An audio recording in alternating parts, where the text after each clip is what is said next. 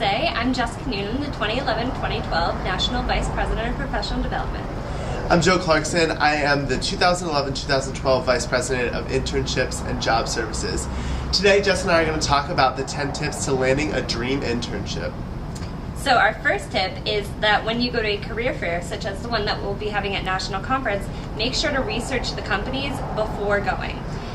So when you come to conference, all of the employers that are attending will be listed on your program. So make sure to look up the ones that you're interested in so that you don't go like you don't know about the company. Another important tip is to network.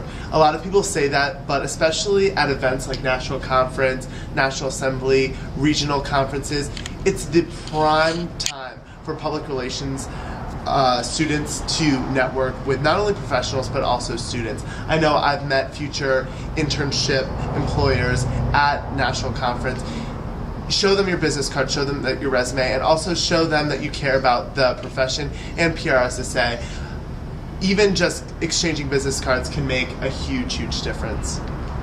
Absolutely, and going off of that, when you collect people's business cards, make sure that you save them. And if you need to, write down where you got them from so that you can send a thank you email later on. Whenever you're applying for internships, I always say it's never a bad thing to start early. Do your research, see when deadlines are. Also, be in contact with people to see when they're looking for internships and in what sort of period those internships are being offered. I know I began my internships hunt probably around December or January, and I received a lot of feedback early on. Some of my friends, some of my peers waited until later and really had to scramble toward the end of the summer to seal the deal on their internship. Start early, do your research, make sure that you outline where you want to go and what you want to do. Yeah, and before you start applying, make sure to make a list of target companies and find people that you know in those companies so that you can network and gain your position. I think it's also really important to be yourself. When you're at these conferences and these national events, really just express your passion for public relations. Don't try to put on a facade of someone who you might not be. Be open, be honest, be friendly. Employers, intern coordinators can really see through that. Just be yourself. Make sure that after you do an interview, you either send the person a thank you card or at the very least an email, depending on how much time you have. I think another thing that's really important is that you need to make sure whenever you're applying for internships that you're submitting strong writing samples. Even little things. Make sure that your resume is reviewed, like Jess said, and also make sure that your cover letter is sharp and there aren't errors in that.